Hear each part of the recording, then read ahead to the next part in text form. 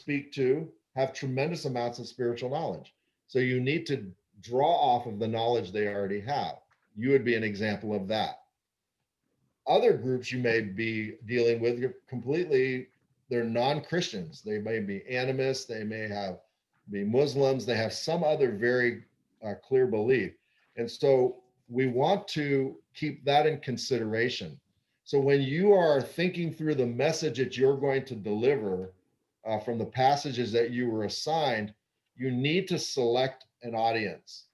And so that audience, I would recommend be the audience that you most naturally will deal with. So if you're working on campus, then focus on campus. If you're working with athletes in action, then focus on athletes. If you're working in the church, then focus on either church leaders or if you have a congregation in mind, on a congregation. But you'll want to tailor your message that you're going to deliver to a very specific audience. But you need to choose that audience before you begin to build your message.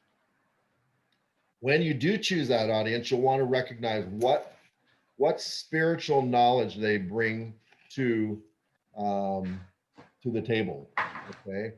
The second thing is you want to consider what attitude do these people have towards spiritual things. You know, if you're dealing with Muslims, they have a very, maybe a very strong affinity for religious things. Where they're going to have a problem is when you introduce Christ as unique and as superior as God, or if you bring in the issue of the Trinity. But you want to know their attitude towards spiritual things. Maybe they're simply materialists and they have no religious interest at all. So you'll have to begin to think, how do I make that bridge based on their attitude towards spiritual things? Then you want to consider cultural values, right? For the US right now, one of the big issues that is being resurrected is the issue of race relationships. And so there's an organization called Black Lives Matter. The organization is against God, it's against marriage, it's against family, it's pro homosexual, pro transvestism, pro abortion. It's against all the things that we as Christians would embrace, the nuclear family. And so, what is going on in our culture, though, is people who believe that people of color, that Black Lives Matter, they have they everybody would agree with that. I think the majority of people in the United States would agree that Black Lives Matter. But culturally, what has happened is that the group that is against God has merged very cleverly with the slogan Black Lives Matter, and it's created a huge cultural confusion. And so if you're delivering a message, for example, when I did this in our church, I said that the organization Black Lives Matter needs to be rejected. The slogan Black Lives Matter needs to be fully embraced. But you have to make that distinction. So culturally, you need to understand what values are being um, brought forward, and then address those when it's appropriate. Another thing that you'll want to do is you'll want to understand the idols that are present in your culture that people are going to be either thinking about or that relate to the fallen condition focus. For us, two of the idols are, for older people, it's going to be politics, for younger, and politics and material wealth. And for younger people, it's going to be social media. Those have become idols for them. And so we'll want to address that. If those have more influence in your life than God, then they have become idols. And so you're going to want to figure out what are the idols in your culture, and you're going to want to you want to bring, when you bring your message in, you want to keep that in consideration. Another issue has to do with the history of the people.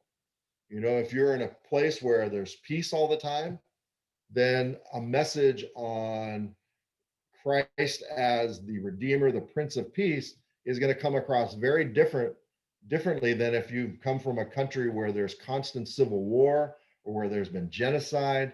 When you speak of Christ as one who brings peace, that perspective, those people are going to have a very different perspective And so your message needs to reflect that. Another thing that you want to consider about your audience is who are the culture shapers? Who are the opinion leaders in your group? You want to identify who they are, and then you want to be very careful when you're identifying who they are. If they have the ear, or if the church is listening to them, but they are moving the church away from Christ, you'll want to be able to address that very clearly, um, to make sure that they are not going down the wrong road. And then the issue of sin and salvation, you want to be thinking, how does my culture understand the issue of sin and salvation? Is it more from a guilt and innocence? That's the way we would be in the US. Is it a shame and honor culture? Is it a fear and power culture, which may be more um, a cultural issue within the context of some African countries? But you'll want to answer that. The shame and honor would be very much how people think in China when we were there for the 25 years. Their concern is that sin is understood as shame. You don't want to bring shame upon your parents. You don't want to bring shame upon your country, but you want to honor those. And then you want to ask, what are the aspirations of your audience? What are people aspiring to do or to become? And you'll want to make sure that, again, as you're thinking through your message and as you're thinking through your audience, that you connect your message when appropriate. You connect it to their aspirations, the things that are important to them. And then the last thing we want to do, I should have been scrolling down here, is um, we want to realize that when we're contextualizing, this is where the words we choose, right? Paul was very clear to choose Jewish words for a Jewish audience, to choose words that the Greeks would understand, to appeal to Greek authors when he's sharing the gospel. We want to do the same. We want to use the vocabulary that our audience is going to understand. We want to use illustrations that make sense to our audience. I can remember when we were in Singapore and we were doing GCTC, that the Singaporean staff were learning how to describe the odds of you getting a single red silver dollar out of the state of Texas. That would be the odds of all the predictions made about Christ coming true. And I thought, this is strange. Singaporeans don't know what a silver dollar is. Then they used feet. They didn't use metric. The Singaporeans use metric, and they have no idea how big the state of Texas is. So the illustration that they were passing on and they actually were using wasn't contextualized. They should have chosen, if you use a Singaporean dollar in the country of Singapore, it would be this many meters high, and you put one red coin in there and draw that out. But they didn't make that contextual move, and I think it would have been helpful.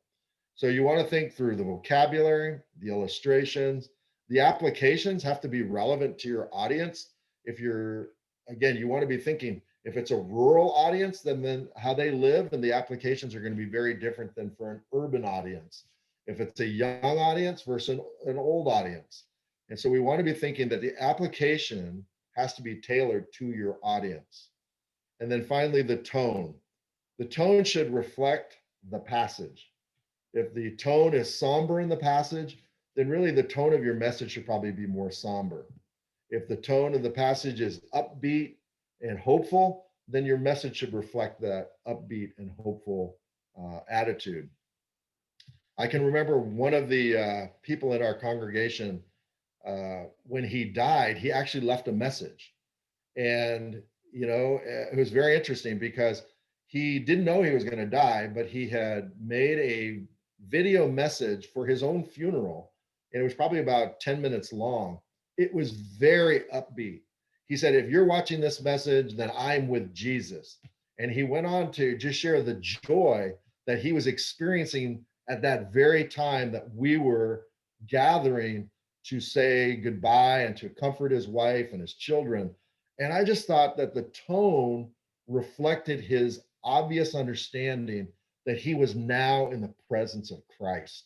And I thought it was very honoring, and it was just really good. So when we think of our audience, the tone needs to reflect either the tone maybe of the mood of the country, or maybe it needs to speak into the mood of the country if the country is very depressed, that Christ brings hope, and we want to have a hopeful tone to our message.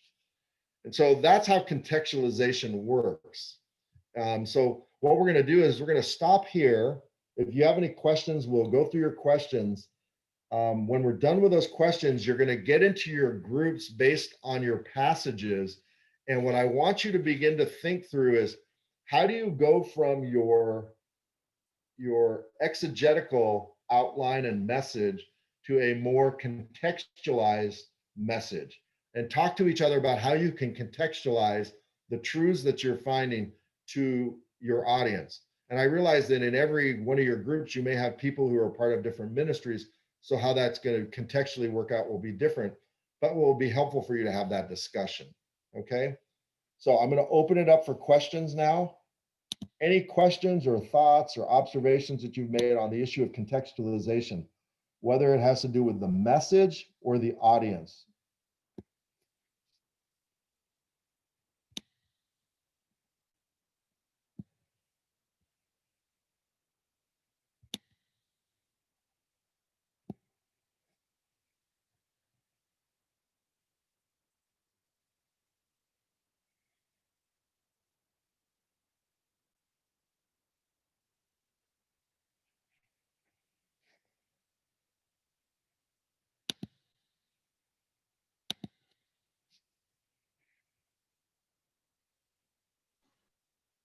Okay, no questions?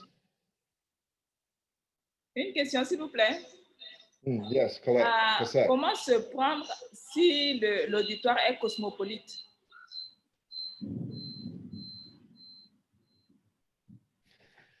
Yeah, that's a great question, because generally you are going to have a mixed audience, especially if you're in a church. And so you'll want to be thinking, what I would think is, if you can think of major groups within your audience, to try to speak to each of those groups. So maybe you have adults who are married with young children, and maybe you have older adults, that you would think of one person specifically in each of those groups, and then tailor maybe one illustration to one of the groups. And when you get to another point, tailor another illustration to the other group. But when you get to the application, that you target all the groups, both groups, that you would speak to those younger families and say, this is how it applies to you. You would also speak to the more established older couples or singles and say, this is how it applies to you. But you'd want to make sure you address as many of the major groups that you can in the application.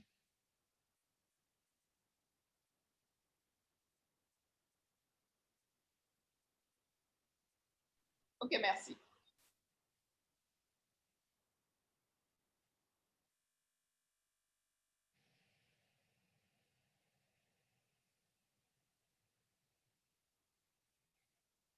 Okay, any other questions?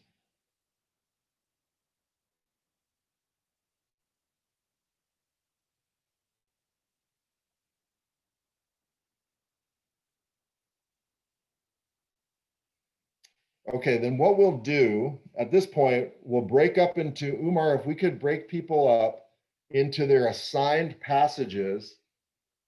I'd like to give them 20 minutes to talk about contextualization.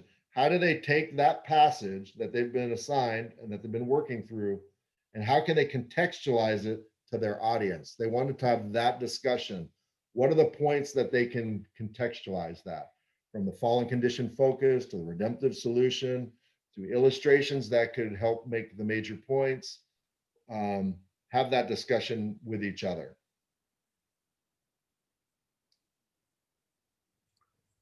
Combien de minutes? 20? 20? Ok, c'est parti.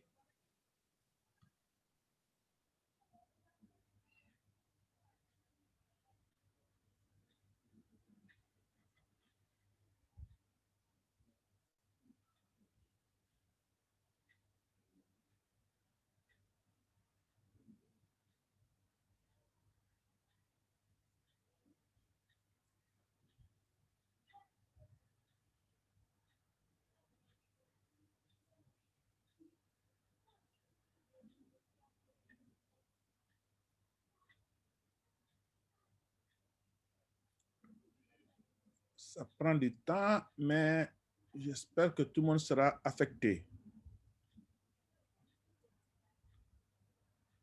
Thomas. Bonsoir, tonton Thomas. Bonsoir. Pardon, Mireille. je suis à la salle 5. Mais comme mon ordinateur n'a pas de retour, donc j'utilise l'ordinateur et le téléphone. Tu peux m'envoyer à la salle 5 avec ce... Frère Oumar, Oui. c'est le groupe de travail par rapport au texte qu'on va présenter des messages. C'est pas le groupe, c'est par rapport au texte, par exemple, Apocalypse. Mhm. Par Oui, exemple, là, tu m'envoies au groupe 6 au lieu du groupe 5. OK. Là, ça c'est différent. Là. Il faut... Pardon, Oui, je je t'entends suis, très bien. je suis au groupe 5. Non. Le groupe 5, c'est ce qui traite Apocalypse 1. Et là, c'est maintenant Yes, selon so- les passages. Non, le groupe 5 OK. traite Donc, tout le monde revient. Éphésiens. Je m'en vais au groupe 5, s'il vous plaît. So Umar, if you could bring everybody back together and then divide them OK. based on Tout le monde Deuteronomy, revient. Acts. Apocalypse, c'est groupe 6. Tout le monde revient. Tout le monde revient. Merci, on est au point de départ. Tu nous avais enlevé William, hein? En tout cas, maintenant tout le monde est là. Alors, maintenant, quelles sont les instructions? Carl. Yeah, so if we could, what we're going to do is we're going to divide into, if you're doing the book, you're doing the Deuteronomy passage, Deuteronomy.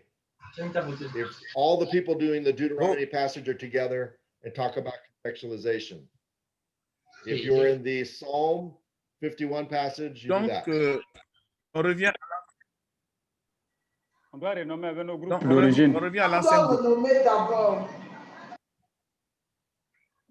Donc, on revient dans l'ancien groupe. Le groupe de premier jour. Voilà.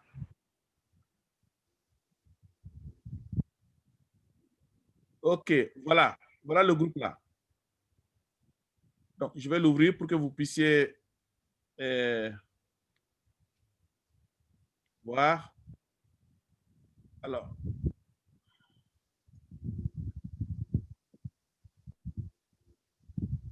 Voilà. Donc, groupe 1, William Tekpo, il faudrait changer vos noms par rapport au groupe là. Donc, groupe 1, William Tekpo, Révérend Biche Mavanga, Glé Komla, Ametou Edouard, Claude Saturnin, Daniel Djaka, Rodrigue Beastra. Il faut changer vos noms, ceux qui sont au groupe 2. Il faut que vous changez Justine Ronel, Abraham Niaoré, Isoki Kati, Enrique Ngoma, Mimi Mavanga, Alda Zita Kumba. Changez vos noms et mettez 2. Ensuite, Philippe Tajida, Pasteur Savi Koku Samuel, Agode Kofi, Saki Raphaël, Janine Takoudjou, Cosette Diastrabe. Changez vos noms et mettez donc 3. Ensuite, il y a André Namassando aussi qui doit aller au groupe 3. Maintenant, groupe 4, c'est Magloire Pilabana, Marthe Djara, Aïza Saki, Kisoki Nzadi, Kale Aglago. Eux, ce groupe 4, ils doivent mettre 4 devant leur nom. Ensuite, Mba Mirai, Diastrabe Siangar, Ruth Tekpo, Fitian Emmanuel, Mirai Niaoré, ils mettent 5 avant leur nom. Mba Patrick, Silas Djara, Kossi Aglago, Solange Ametou, Perrine Barceli vont mettre 6 devant leur nom. Voilà, donc... Non, c'est ce que j'ai dit avant. C'est ça, hein? OK, nous sommes d'accord. Donc, et ce fichier, je voulais montrer, c'est dans le drive. Alors maintenant, si vous êtes prêts, on va reprendre les groupes en fonction de ce qui a été dit tout de suite. Alors, si vous êtes prêts, je vais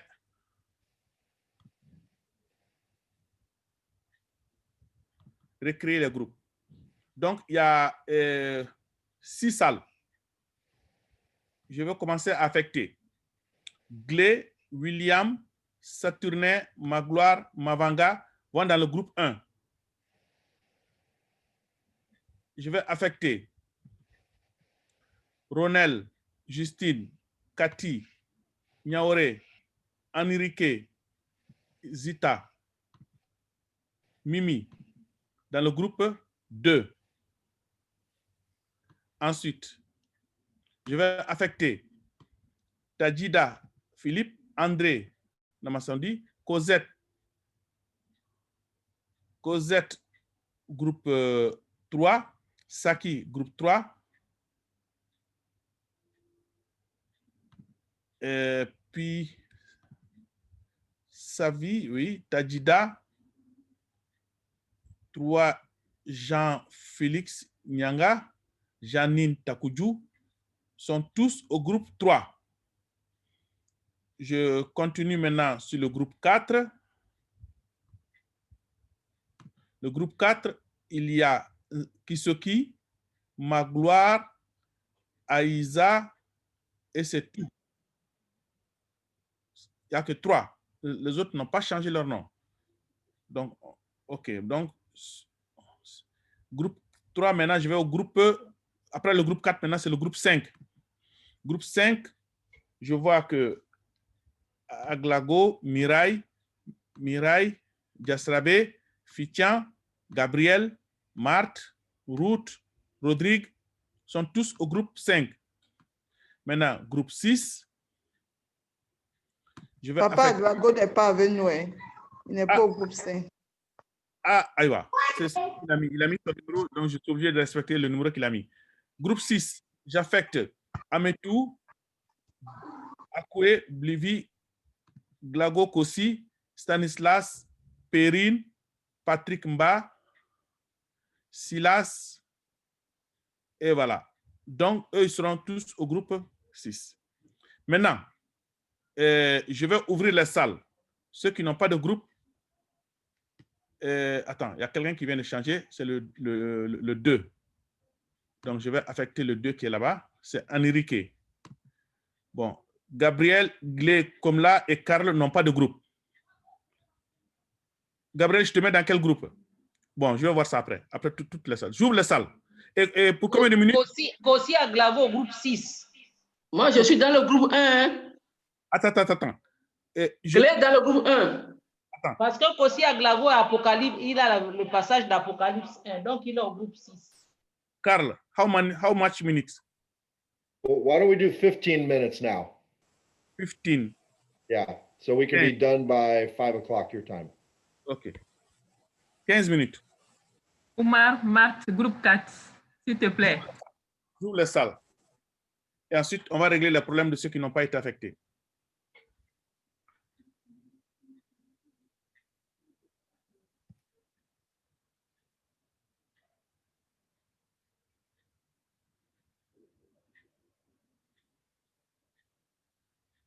Gabriel, tu vas dans quel groupe?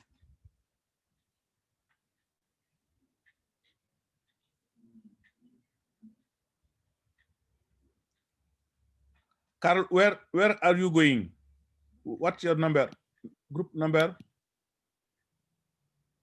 You can put me in any group you like. Okay. Let me see. When I see a group with now enough person, I will go there. Okay. Okay, 5, 6, 6, 3. Okay, for salle 4. Okay, thank you. Glé comme là. Tu es dans quel groupe? Gabriel, tu es dans quel groupe? Gabriel? Takudjou? Ah, bon, je le mets dans le groupe où il y a moins de personnes. Il y a groupe 4 pour Gabriel. OK, groupe 4, c'est bon. Il est comme là. Il n'a pas de groupe. Je vais le mettre Comme là, je vais le mettre à la salle 2. Voilà. Et ensuite, le reste doivent partir.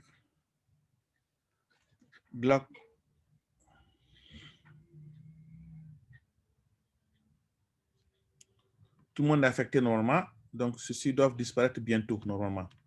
Il y a Blivy.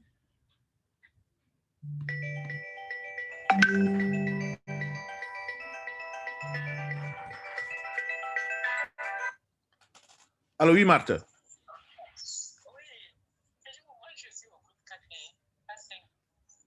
Ah, ok, d'accord. Je te groupe où? Je te mets dans le groupe 4, hein? C'est parti, c'est parti. Ok. Ok. Ensuite,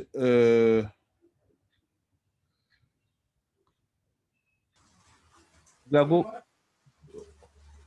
Moi, s'il vous plaît, mettez-moi dans le groupe 2. Blivy.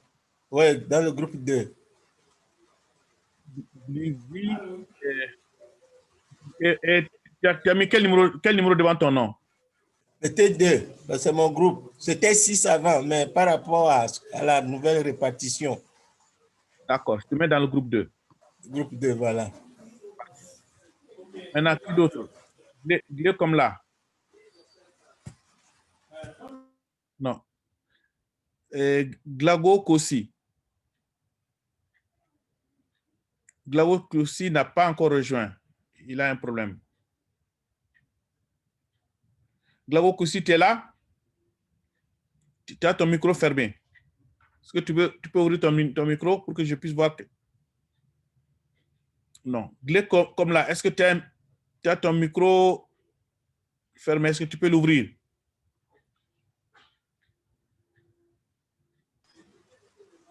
Ah, s'il vous plaît, Oui. je suis toujours dans le groupe 6. Hein. Oh, mon groupe, c'est le groupe 2. Oui. Oh, mais tu as mis 6 devant ton nom.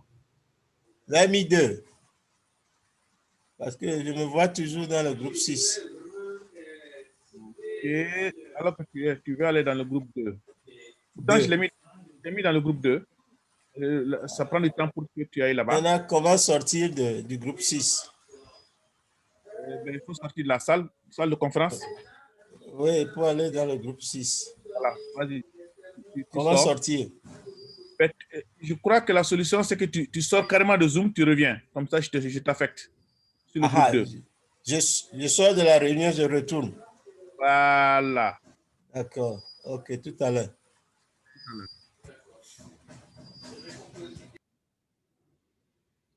Aglago Calais, tu es dans quel groupe? Groupe 4. Groupe 4. Ok, c'est parti.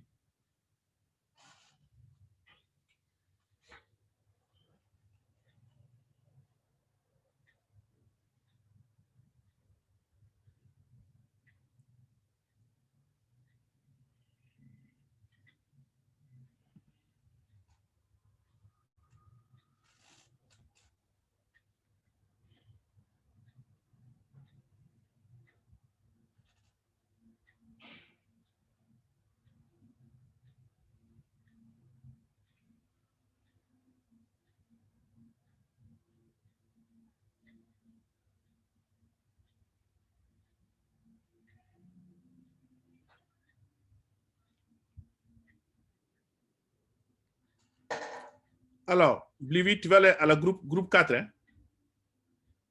Blivy, tu vas aller au groupe 4? Allô, Blivy? Blivy, groupe 4 ou groupe 6? Groupe 2. Ah, groupe 2, ok. C'est parti.